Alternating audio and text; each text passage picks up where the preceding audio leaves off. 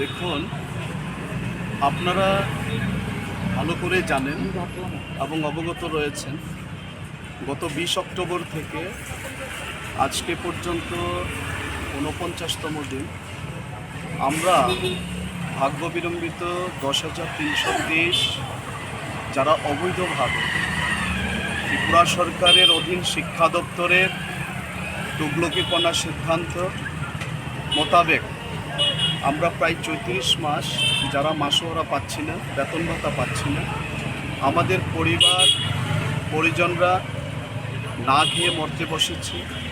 আমাদের মধ্যে প্রায় 146 জন শিক্ষক শিক্ষিকার অকাল প্রয়াণ ঘটেছে।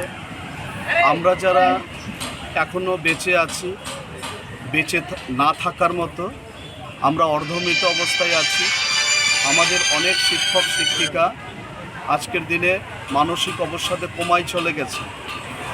আমরা আজকে এই সাংবাদিক সম্মেলন করার মূল উদ্দেশ্য আপনাদের মাধ্যমে গোটা রাজ্যের সুধী নাগরিক সমাজ, তৎসঙ্গে আমাদের 10,323টি শিক্ষক পরিবার এবং রাজ্য ক্যাবিনেটে যারা রয়েছেন, ক্যাবিনেট সুপ্রিমো থেকে সকল সদস্যদেরকে অবগত করতে চাই, এই 10,323 চাকুরিচ্যুত অন্যায়ভাবে আমরা যারা আজকে রাস্তায় আছি, বিগত বিধানসভা নির্বাচনের পূর্বে ভারতীয় জনতা পার্টি ওনাদের ভবিষ্যৎদর্শী দলিলে প্রতিশ্রুতি রেখেছিলেন সরকারি আসলে পরে আমাদের এই শিক্ষক সমাজকে পূর্বতন বাম সরকারের ভুল আইনি ব্যাখ্যার কারণে আমরা যারা ক্ষতিগ্রস্ত হয়েছিলাম, এই ক্ষতিগ্রস্ত শিক্ষক সমাজকে মানবিক দিক থেকে বিচার করে আইন এবং সংবিধানকে মান্যতা দিয়ে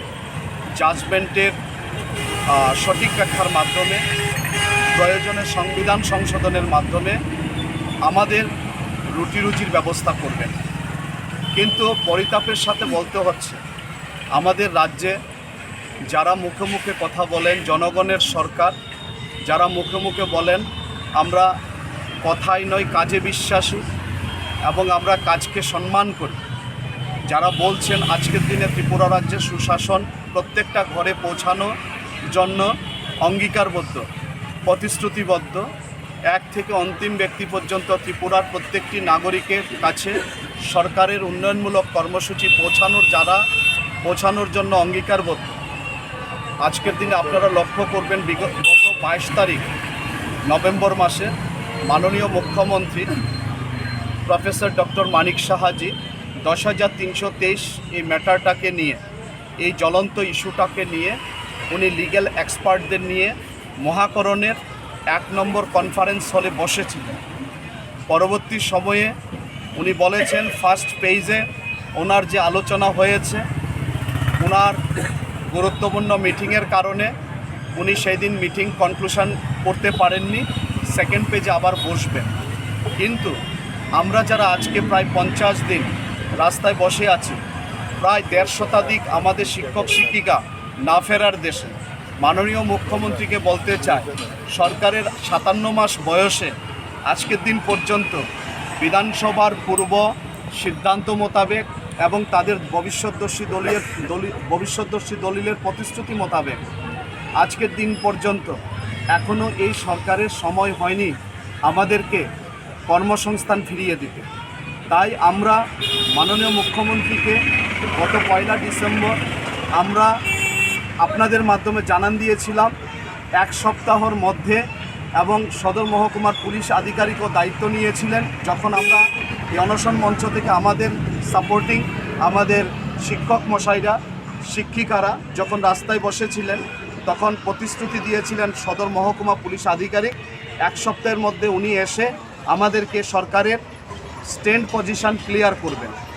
দুর্ভাগ্য হলো সত্যি, এখন পর্যন্ত মাননীয় পুলিশ আধিকারিক যেমন আমাদের সাথে যোগাযোগ করেননি, ঠিক তেমনি আমরা যারা সেই দিন প্রতিশ্রুতি দিয়েছিলাম 7ই ডিসেম্বরের পরে 8 তারিখ আমরা পুনরায় আবার রাস্তায় নামতে বাধ্য হচ্ছি। এবং এর জন্য যদি কোনো জনগণের জীবনযাপন বা প্রশাসনিক কাজের কোথাও কোনো যদি বিঘ্নতা সৃষ্টি হয়, তার জন্য রাজ্যের প্রশাসন এবং রাজ্যের মাননীয় মুখ্যমন্ত্রী থেকে গোটা ক্যাবিনেট এবং রাজ্যের বর্তমান সরকার দায়ী থাকবে।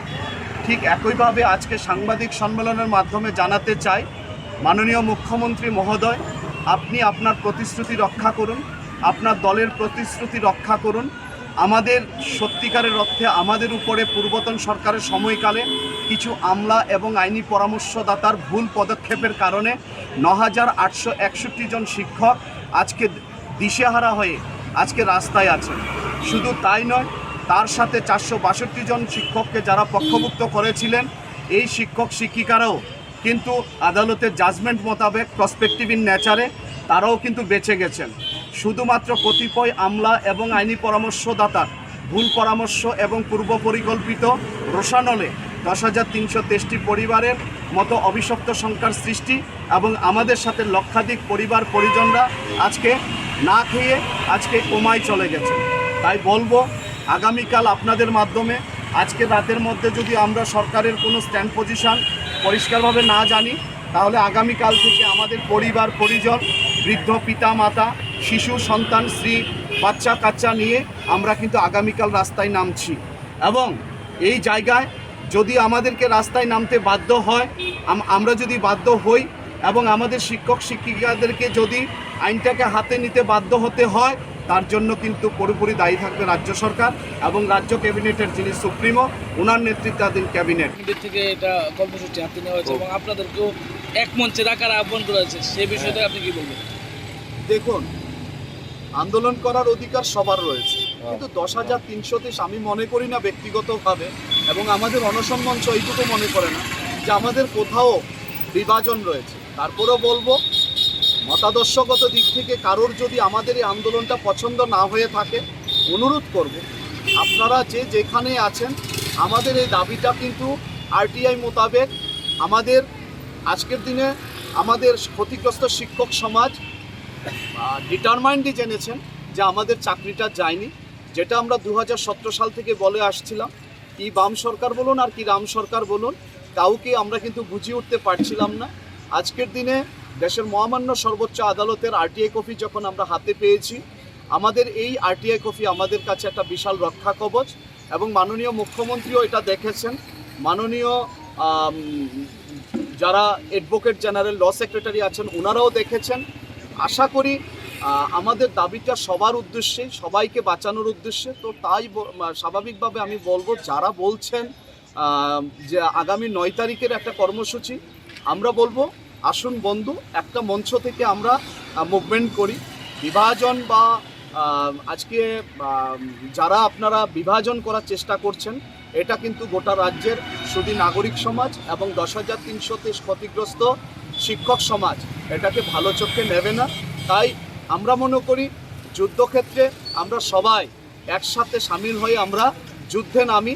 এই জায়গায় আমার, আপনার, আপনাদের প্রত্যেকের সমস্যা যেহেতু একই, তাই আমাদের মধ্যে বিভাজন না রেখে, কোনো প্রকার মতানৈক্য না রেখে আগামীকাল থেকে আপনারাও এই মঞ্চে আসুন। এই মঞ্চ ২০ অক্টোবর থেকে শুরু হয়েছে, আজকে প্রায় ৫০ দিন। তাই বলবো আপনাদের সবার উপস্থিতির প্রয়োজন আছে। আমাদের কারোর মনের মধ্যে কার্পণ্যতা না রেখে আগামীকাল থেকে আমাদের ন্যায্য অধিকার আদায়ের দাবিতে আপনারা প্রত্যেকেই এই মঞ্চে আসুন। আমরা এখান থেকে আমরা আমাদের নতুন যাত্রা আবার শুরু করব। আপনারা কি মানে ওই ৯ তারিখ যাবেন যদি তারা আন্দোলন করে? দেখুন, আমরা তো ১ ডিসেম্বর ২০২২ আমরা তো পরিষ্কারভাবে সিদ্ধান্ত আমরা জানিয়ে দিয়েছি। আমরা যারা প্রায় ৪২ দিন সেই দিন অনশন মঞ্চে ছিলাম, আমরা সেদিন বলেছি মাননীয় সরকার প্রধানকে এবং বর্তমান সরকারকে যে ফার্স্ট পেজে আমরা প্রায় ৪২ দিন আন্দোলন করেছি, এখন সেকেন্ড পেজে আমাদের যারা রাজ্যের বিভিন্ন প্রান্ত থেকে সাপোর্টিং আমাদের শিক্ষক মশাইরা এসেছেন, প্রত্যেকেই চান যে আমরা এখানে বসে বসে সরকারকে নীরবে নিবৃত্তে যে জানানটা দিচ্ছি, হয়তোবা সরকারের হৃদয়ে সেই জায়গায় সেটা হয়তো দাগ কাটছে না। স্বাভাবিকভাবে আমরা চাই রাস্তায় নেমে আন্দোলন করতে, কারণ আমরা শিক্ষক ছিলাম, আমরা চাই না রাস্তায় উলঙ্গ হয়ে নাচি। কিন্তু যেহেতু সরকার প্রশাসনের হৃদয়ে যেহেতু দাগ কাটছে না, স্বাভাবিকভাবে আমরা বলেছিলাম সেদিন 7 দিন পর্যন্ত মাননীয় সদর পুলিশ আধিকারিক উনি দায়িত্ব নিয়েছিলেন 7 দিনের মধ্যে আমাদেরকে সরকারের স্ট্যান্ড পজিশন ক্লিয়ার করবেন, কিন্তু এখন পর্যন্ত ওনাকে যেমন দেখা যায়নি, ঠিক তেমনি মাননীয় মুখ্যমন্ত্রীর অফিস থেকে বা মাননীয় মুখ্যমন্ত্রীর পক্ষ থেকে বা গোটা ক্যাবিনেটের পক্ষ থেকে এখন পর্যন্ত আমাদের উদ্দেশ্যে কোনো পজিটিভ রেসপন্স আসেনি। তো স্বাভাবিকভাবে আগামীকাল থেকে আমাদের শিক্ষক মশাইরা রাস্তায় নেমে সরকারকে জানান দিতে চায়। সরকার যদি মনে করে রাস্তায় নামলে পরে সরকারের পক্ষে ভালো হবে, সেটা সরকার ভালোভাবে জানবেন। এবং আপনাদের মাধ্যমে আমাদের এটাই বলার যে আজকের দিনে 7 ডিসেম্বর আমরা 49 দিন যারা রাস্তায় না খেয়ে পড়ে আছি, দিন রাত একাকার করে, মাননীয় সরকার প্রধান, আপনি একজন সজ্জন এবং সুশিক্ষিত ব্যক্তি, আপনার কাছে অনুরোধ, আমাদের এই জ্বলন্ত ইস্যুটাকে আপনি অন্তত কালবিলম্ব না করে, আপনি কোনো টানাপোড়ন না রেখে, কার্পণ্যতা না রেখে আমাদেরকে বাঁচানোর জন্য যথেষ্ট ওয়ে রয়েছে। যদি আপনি সেই ওয়ে আউট খুঁজে না পান, আমাদেরকে ইন্ডিভিজুয়াল টার্মিনেশন লেটার আপনি দিয়ে দিন। নতুবা আপনি যে কথাটা বলেছেন 10,323 এতগুলো শিক্ষক পরিবারের উপর যে অবিচার হয়েছে, আপনাদের সুশাসনের সরকার, আইনের সরকার, জনগণের সরকার, আপনারা যে একটা তদন্ত কমিশন গঠন করেছেন, সেই তদন্ত কমিশনের রিপোর্টটা পাবলিকলি সেটা আপনারা ডিসক্লোজ করুন। আমাদের অনুরোধ, আপনারা আমাদের দাবি মোতাবেক আপনারা যদি বিদ্যালয়ে না পাঠাতে পারেন টার্মিনেশন লেটার দিন। যদি টার্মিনেশন লেটার না দিতে পারেন, তদন্ত কমিশনের রিপোর্ট আপনারা প্রকাশ করুন। তাহলে আপনাদের কাছে অনেকগুলো রাস্তা আছে। আমরা যেটা দাবি করছি, আপনারা যদি সেই মোতাবেক যদি আমাদের একটা দাবি আপনারা মেনে যান, আমরা অন্তত পক্ষে এই অনশন মঞ্চ থেকে বলবো, আমরা এই অনশনটাকে আমরা উইথড্র করে নেব। কিন্তু আমাদেরকে এভাবে বসিয়ে রাখবেন না। গণতান্ত্রিক পদ্ধতিতে আন্দোলন করার সবার অধিকার আছে। আমরা আমাদের অধিকার আমরা প্রতিপালন করছি। আপনারা আপনাদের ক্ষমতায় আপনারা আছেন, শাসকের ভূমিকায় আছেন, আপনারা প্রতিশ্রুতিবদ্ধ, আপনারা আপনাদের প্রতিশ্রুতি রক্ষা করুন। আমার প্রশ্নটা ছিল, আপনারা কি 9 তারিখ যে আন্দোলন অংশ হবে এটা থেকে অংশগ্রহণ করবেন? দেখুন, আমাদের আন্দোলন তো আগামীকাল থেকে চলছে, তো আমাদের মধ্যে কোনো বিভাজনের তো প্রশ্ন ওঠে না।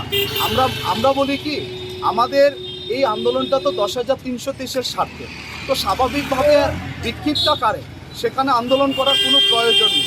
যেসব বন্ধুরা মনে করছেন 9 তারিখ আন্দোলন করবেন, আসুন না, 8 তারিখ আগামীকাল আসুন, আমরা সবাই মিলে একসাথে আন্দোলনে ঝাঁপিয়ে পড়ি।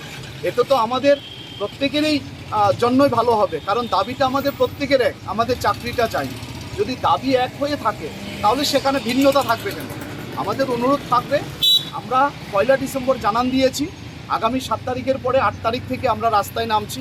তো স্বাভাবিকভাবে বলবো, সমস্ত 10,323 ক্ষতিগ্রস্ত শিক্ষক পরিবার এবং পরিবারের সদস্যরা আগামীকাল সবাই আন্দোলনে ঝাঁপিয়ে পড়বে।